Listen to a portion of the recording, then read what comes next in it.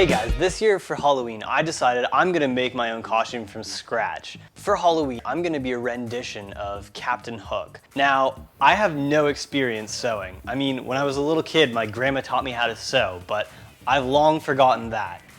I got this guy, and I sewed one thing, and it was this patch. Yeah, so I have no idea how to sew. I'm going in blind here.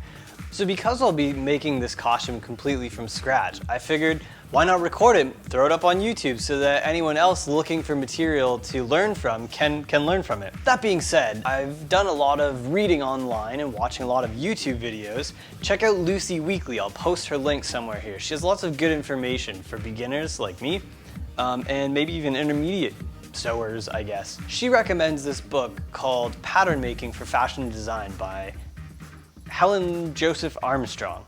I would give that a check out. Because I'm making this entirely from scratch, I'm also going to be creating the pattern 100% out of my head. I got some examples for patterns off the internet that I thought I could work into my project here. So that's something I think would be really important. If you're gonna be making a pattern, just to get some examples, this is the coat I eventually want to make. And there's a pattern I found online for the coat. So I'm gonna be trying to use this a lot. Helen suggests a few pattern making tools that one would want to have if you're going to be making a pattern. Straight pins, which I don't have here for pinning material and other things, I suppose. Measuring tape to obviously take your measurements and measure fabric and whatnot. Inches and centimeters on one side, just inches on the other. Super easy to read, super cheap. Scissors, obviously, to cut fabric and whatnot. A lot of people suggest a circular cutter. It's like a little, it looks like a pizza cutter, but I guess it's for fabric. It looks like it works really good. I don't have one. I'll be using scissors.